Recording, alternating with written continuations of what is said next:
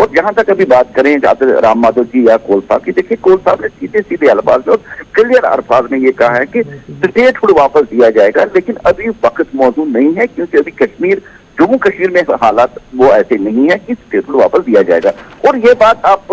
मान के चलिए कि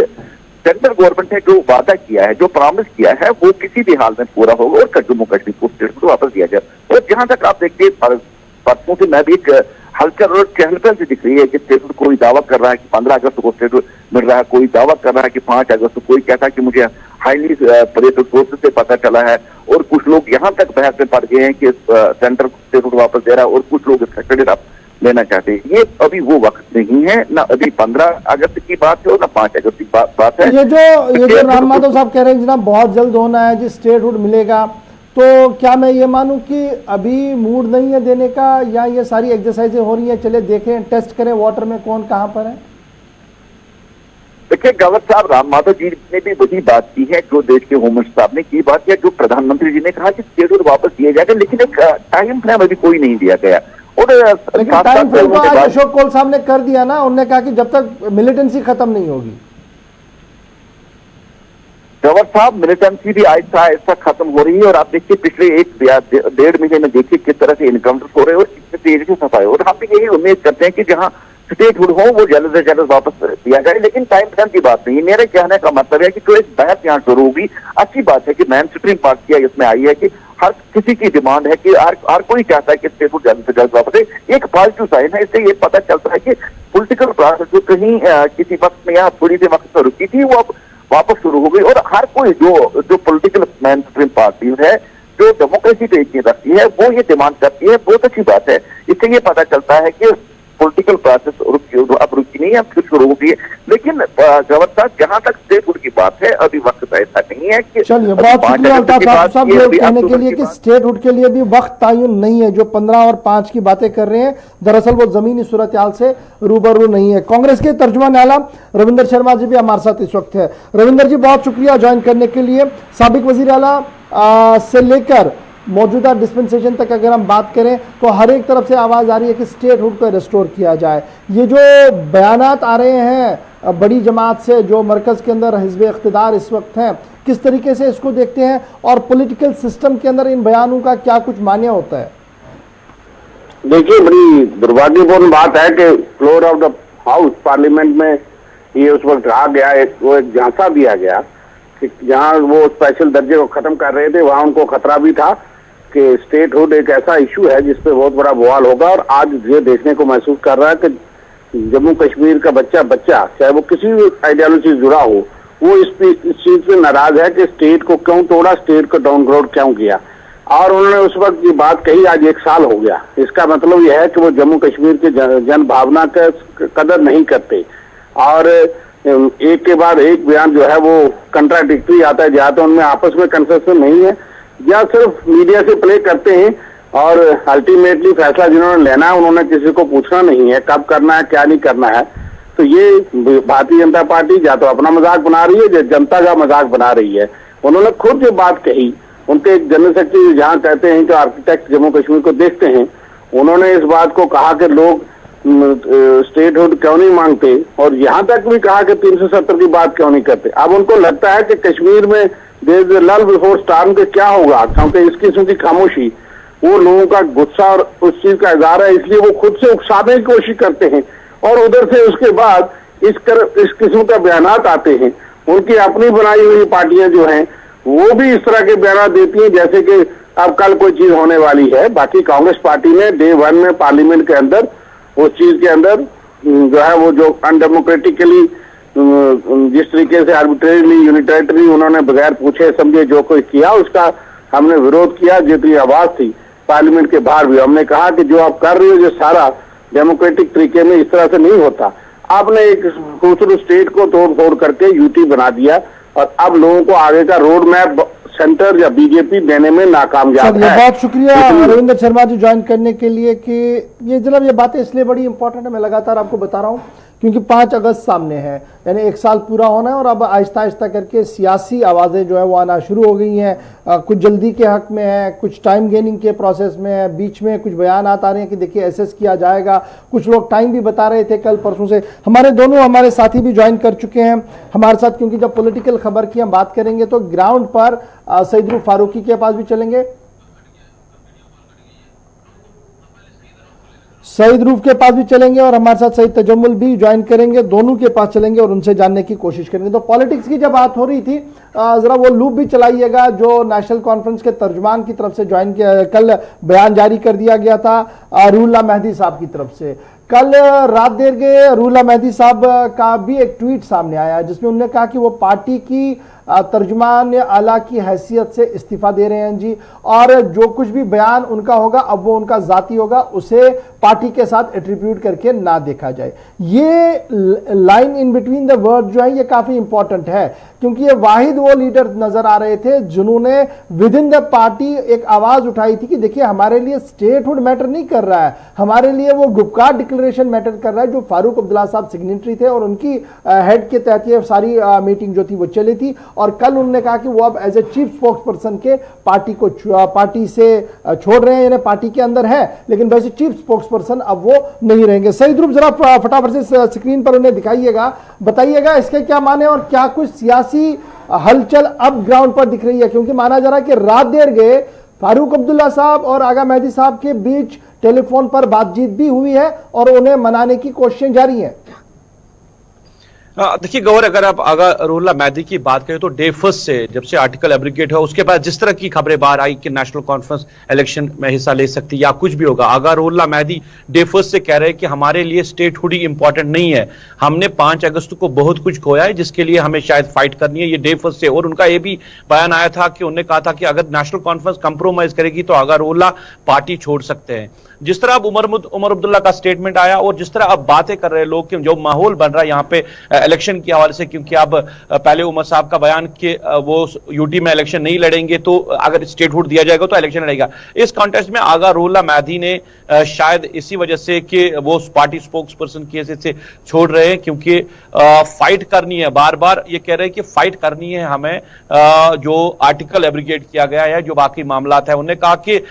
स्टेटहुड ही इंपॉर्टेंट नहीं है हमारे लिए वो सब कुछ इंपॉर्टेंट है जो 4 अगस्त को हमारी हैसियत थी, जम्मू कश्मीर की हैसियत थी। तो मैंने भी टेलीफोन के जरिए उनसे जब राब्ता किया तो उन्होंने यही बातें कही कि देखिए जी, कंप्रोमाइज करना तो सवाल ही नहीं है कि आगा रुहुल्लाह मेहदी कहीं किसी चीज पे कंप्रोमाइज नहीं करेंगे। अगर पार्टी इलेक्शन लड़ सकती है तो आगा रुहुल्लाह का जो है वो क्या फैसला होगा वो भी सबके सामने आ जाएगा। तो ऐसा लग रहा है कि नेशनल कॉन्फ्रेंस के अंदर से, जिस तरह आप सुबह से मैंने 2-3 लीडर से बात की कि सब कुछ ठीक नहीं है, क्योंकि बयानबाजियां हो रही हैं और ये भी शायद नेशनल कॉन्फ्रेंस को लग रहा है कि एहतिजाजन तौर पे आगा रुहुल्लाह ने अब अपने पद से इस्तीफा दिया है, कि जो पार्टी के चीफ स्पोक्स पर्सन थे वहां से इस्तीफा दिया है। ये भी खबरें आ रही है कि नेशनल कॉन्फ्रेंस के सरपरस्त डॉक्टर फारूक अब्दुल्ला ने अब बात करने की कोशिश की है और कुछ लोगों ने यह भी कहा कि उमर और आगा रुहुल्लाह के बीच में सब कुछ ठीक नहीं है इस मामला को लेकर। तो बहुत सारी बातें। अब तजम्मुल भी इस वक्त श्रीनगर से ज्वाइन कर चुके हैं हमारे साथ बराह रास्त बजरिया स्काइप। बहुत शुक्रिया ज्वाइन करने के लिए सैयद तजम्मुल। यही सवाल आपके पास भी मैं टॉस करूंगा कि हमने पिछले दिनों देखा था आगा रुहुल्लाह और तनवीर सादिक के बीच में जिस तरीके से ट्विटर पर बहस हुई थी, क्या उसके बाद से ही मामलात सामने आए हैं इस तरह की बात जहां पर स्पोक्स पर्सन की हैसियत से इस्तीफा देने तक पहुंची, या फिर उससे पहले भी किसी इस चीज का इशारा मिला था कि नेशनल कॉन्फ्रेंस के अंदर भी कहीं विद इन द पार्टी गड़बड़ चल रही है कुछ? देखिए आसिफ और गवर साहब, जब हम जम्मू कश्मीर में 35 से 370 और 5 अगस्त के हिस्ट्री के बाद जब हम आते हैं तो कहीं ना कहीं आगा सईद रुहुल्लाह का बयान जो था उस वक्त उन्होंने जब एक न्यूज एजेंसी से बात की थी तो उन्होंने कहा कि ये खामोश रहने का वक्त नहीं है। उस वक्त गिरफ्तारियां अपनी जगह है, जिस तरह से आप अभी सईद रूफ बता रहे थे कि पीडीपी में खामोशियां हैं और सिर्फ इल्तिजा मुफ्ती ही वोकल वॉइस के तौर पर हो रही है। आगा रुहुल्लाह ने उस वक्त जब बात करी थी जम्मू कश्मीर के हवाले से तो उन्हें पार्टी हेडक्वार्टर से, पार्टी की आला क़यादत से कहीं ना कहीं कई मामला पर बहुत कुछ सुनना पड़ा था, जिसके बाद गालिबन तवील इंतजार के बाद जो कि लगातार हाउस अरेस्ट हैं आगा सईद रुहुल्लाह और एक रिलीजियस हेड के तौर पर एक कम्युनिटी को रिप्रेजेंट करते हैं, उसके बाद उन्होंने कहा कि जज्बात एहसासात की तर्जमानी करना है, ये वक्त सियासत का नहीं, ये नए वक्त ना नेशनल कॉन्फ्रेंस पीडीपी कांग्रेस का है, बल्कि जब हम 35 से 370 और एक्सेशन विद कंट्री मुल्क के साथ इंजमाम के इस रिश्ते को और बेहतर किया जाना चाहिए, जबकि रिश्ते को खराब करने की कोशिश की। मुझे लगता है कि आगा सईद रुल्लाह आइंदा कुछ दिनों में, क्योंकि वो खामोश तबीयत के हैं और बहुत कम बोलते हैं, मैंने भी आपसे कुछ देर पहले उनसे राब्ता कायम किया तो उन्होंने कहा कि मेरा ट्वीट जो है शायद मेरी खामोशी खत्म करने के लिए काफी है, आइंदा कुछ दिनों तक शायद एक बहुत बड़ा फैसला भी ले सकते हैं। रही बात इंतखाबात की, फिलहाल ना ही जम्मू कश्मीर में इंतखाबात के हवाले से कोई लीडर बात कर रहा है, न कोई पार्टी बात कर रही है, लेकिन वो कहते हैं कि पार्टी से बड़ा काज जो इस वक्त है जम्मू कश्मीर का, वो स्टेटहुड नहीं बल्कि स्टेटहुड के आसपास में 35 से 370 की जो वापसी है वो इंतहाई जरूरी है। मुझे लगता है कि नेशनल कॉन्फ्रेंस स्टेटहुड पे लड़ेगा। आगा सईद रुल्लाह ने फैसला किया, वो 12th मैन की हैसियत से फिलहाल डगआउट में बैठेंगे और देखेंगे कि 35 से 370 की वापसी के लिए जिनके साथ वो आवाज मिला सकते हैं, चाहे वो पार्टी हो चाहे वो इंडिविजुअल हो, वो शायद उनके साथ आवाज मिला सकते हैं। यही वजह उन्होंने ट्वीट को क्लोज करके लिखा हुआ है कि मेरे बयान को आज के बाद एनसी के आला तर्जमान की हैसियत से नहीं बल्कि आगा सईद रुल्लाह की हैसियत से लेना होगा। मुझे लगता है अब जम्मू कश्मीर का मेन स्ट्रीम खीमा भी 2 हिस्सों में बढ़ जाएगा। एक खीमा स्टेटहुड की वापसी करेगा जो बीजेपी मुतालबा करती है और जिसका अशोक गहलोत ने कहा कि फिलहाल हालात बेहतर नहीं है, लेकिन दूसरा खीमा जो है वो 35 और 370 इस पूरे घर की वापसी करेगा, न कि इस घर के एक अपार्टमेंट की वापसी। चलिए, बहुत शुक्रिया आप दोनों का हमारे साथ श्रीनगर से ज्वाइन करने के लिए। सईद रूफ फारूकी साहब और सईद तजम्मुल हमारे साथ श्रीनगर से ज्वाइन करने के लिए बहुत बहुत शुक्रिया आप दोनों का। अब जरा बढ़ते हैं आगे और बात करते हैं जरा सुप्रीम कोर्ट की, क्योंकि कल का दिन काफी इंतहाई अहम था और सुप्रीम कोर्ट के अंदर 4G इंटरनेट सर्विस को चलाने के हवाले से गुफ्तगू होनी थी, तारीख तय की गई थी और कल भी काफी ज्यादा दिलचस्प बहस जो है वो इंटरनेट की रेस्टोरेशन और 4G सर्विसेज को लेकर जो है वो सुप्रीम कोर्ट के अंदर जो है वो देखने को मिली है। और बहस के दौरान जिस तरीके से कल सीनियर एडवोकेट जो है हुज़ैफा अहमदी साहब जो फाउंडेशन फॉर मीडिया प्रोफेशनल्स की तरफ से केस लड़ रहे हैं, उन्होंने लेफ्टिनेंट गवर्नर साहब के बयान को सामने रखते हुए कहा कि देखिए लेफ्टिनेंट गवर्नर साहब का जो बयान 4G इंटरनेट सर्विस रेस्टोरेशन पर आया है ये काफी ज्यादा इंपॉर्टेंट है। और फिर दूसरा बयान उन्होंने राम माधव जी का भी सामने रखा और कहा कि देखिए एज ए चीफ इंटरलॉक्यूटर जब आप उनकी बात को भी देखेंगे तो वो काफी ज्यादा इंपॉर्टेंट है और सॉलिसिटर जनरल तुषार मेहता को इनके बयानों को देखकर आगे बढ़ना होगा। तो उस पर कल सुप्रीम कोर्ट के अंदर जो बहस हुई है उसमें कहा गया कि लेफ्टिनेंट गवर्नर साहब के स्टेटमेंट को देखा जाएगा और अगर उन वाकई तौर पर इस तरीके की सिचुएशन है कि 2G से भी उतने हालात को खतरा है जितने 4G से है तो सरकार को मन बनाकर आगे बढ़ना होगा। तो पहले 5 अगस्त की तारीख को मुकर्रर किया गया था कि 5 अगस्त को इसकी दोबारा सुनवाई होगी। फिर तुषार मेहता की तरफ से दरख्वास्त दी गई कि जनाब 5 अगस्त के बदले 7 अगस्त किया जाए, क्योंकि 5 अगस्त को तकरीब का एहतमाम है जम्मू कश्मीर के अंदर और मुमकिन नहीं होगा कि वहां पर हम इस केस को रिप्रेजेंट कर सके, इसलिए 7 तारीख अब मुतयन हो गई है। 7 तारीख को दोबारा बहस होगी कि क्या इंटरनेट सर्विस रेस्टोर होगा या नहीं होगा 4G सर्विस के हवाले। तो ये सुप्रीम कोर्ट से खबर थी जो हम आपको बता रहे थे। फटाफट से एक और खबर मैं आपको बताऊंगा और उसके बाद डोमिसाइल लेना कितना दर्दसर है वो आपको आसिफ बताएंगे। लेकिन जहां तक एक कानून जो मैंने कल भी आपको बताया था कि जम्मू कश्मीर इंतजामिया ने 1971 के सर्कुलर को वापस ले लिया है और उस सर्कुलर के तहत NOC लेनी पड़ती थी होम डिपार्टमेंट और दीगर डिपार्टमेंटों से। अगर BSF, आर्मी, CRPF या किसी और ऑर्गेनाइजेशन को जमीन चाहिए था किसी भी तरीके के लिए या एडिशन ऑल्ट्रेशन करना था तो NOCs लानी पड़ती थी। क्योंकि जब नोटिफिकेशन वापस हुई और सेंट्रल कानून का इतलाक जम्मू कश्मीर के अंदर हुआ तो डिप्टी कमिश्नर्स के पास ये इख्तियार नहीं बचा या सूबाई कमिश्नर्स के पास ये इख्तियार नहीं बचा कि वो फाइल को अपने पास रखे। तो ये इख्तियार खत्म होने के साथ ही कल वो सारी फाइलें जो महकमा होम के अंदर थी, वजारत दाखिला के अंदर थी, वो सारे केसेस जो है वो क्लियर कर दिए गए हैं और वापस भेज दिए गए हैं। 16 में से 14 केस जो थे वो जम्मू को पर्टेन करते हैं, एक लेह को पर्टेन करता है, एक बांडीपोरा एरिया को पर्टेन करता है कि जहां पर आर्मी को जमीन चाहिए जनाब अपने कैंटोनमेंट्स और एमिनेशन और 10 तरह की अरेंजमेंट्स को करने के लिए। अब जो बात सामने आई है उसमें यह भी बात बताई जा रही है कि ये इसलिए भी बड़ा फैसला, इंपॉर्टेंट फैसला है जी, क्योंकि इस फैसले के तहत आर्मी को जो दुश्वारियां थी या एस्टेब्लिशमेंट को जो दुश्वारियां थी वो दूर हो गई है। और अब बड़ी बात जो है वो एक बड़ा एमिनेशन डंप जो है वो जम्मू के अंदर बनने जा रहा है। 7307 कनाल अप्रॉक्सीमेटली 913 एकर्स की जमीन जो है वो अब डेफिनेटली अलॉट होनी है, क्योंकि अभी तक वो रुकी थी, पिछले 1-2 सालों से वो लटक रहा था मामला। होम डिपार्टमेंट की तरफ से जो सर्कुलर में कहा गया है कि वो सारी फाइलें जो होम डिपार्टमेंट के पास टाइम टू टाइम पेंडिंग थी उसे वापस कर दिया गया है, क्योंकि procedure and formal code of conduct जो है वो चेंज हो गया है, इसलिए उसको फॉलो किया जाएगा। लेह के वाले को भी फाइल भेज दी गई है, कश्मीर भी भेज दी गई है और जम्मू भी भेज दी गई है। तो इस तरीके से जो हमारे पास कानून था 1971 का वो जब विड्रॉ हो गया था उसका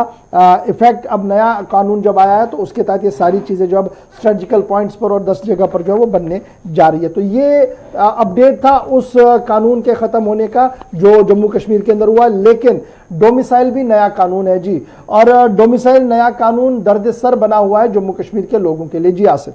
बिल्कुल, गुज़श्ता दिनों जब ये पूरा प्रोसेस शुरू हुआ था कामदी असनाद बनाने का और जब सर्टिफिकेट्स तकसीम होना शुरू हुई तो लोगों की एक बड़ी तादाद हमने सरकारी दफातर के सामने और उसके बाद यहाँ तक कि इंतजामिया को खुद 2 अहम चीजें करनी पड़ी। एक ये, मुख्तलिफ दूर दराज इलाके लॉकडाउन या ट्रांसपोर्टेशन की फैसिलिटी नहीं थी तो उन इलाकों के अंदर कैंप्स लगाए गए कि वहां पर भी डोमिसाइल के लिए जो कागजात हैं, जो फॉर्मेलिटीज हैं वो पूरी करनी है। दूसरा ऑप्शन ये रखा गया एडमिनिस्ट्रेशन की तरफ से कि ऑनलाइन आप घर से बैठ के प्रोसेस के लिए जो है फॉर्मेलिटीज पूरी कीजिए, अपने कागजात वहां डालिए, जो आपका रिकॉर्ड है वो वहां पर एंटर कीजिए। आपका पूरा रिकॉर्ड जब ऑनलाइन आ जाएगा तो आपके घर आपका सर्टिफिकेट पहुंच जाएगा। बाकायदा तौर पर इसके लिए एक पोर्टल क्रिएट किया गया जम्मू कश्मीर एडमिनिस्ट्रेशन की तरफ से, और जब पोर्टल लॉन्च हुआ तो आज जब उसी पोर्टल पर, उसी ऑफिशियल वेबसाइट पर जहां डोमिसाइल सर्टिफिकेट के लिए आप अप्लाई करते हैं वहां पर सर्विस प्रोवाइडर इस वक्त मुकम्मल तौर पर काम नहीं कर रहा है। ये वो स्क्रीनशॉट हम लेकर आपको बता रहे हैं जो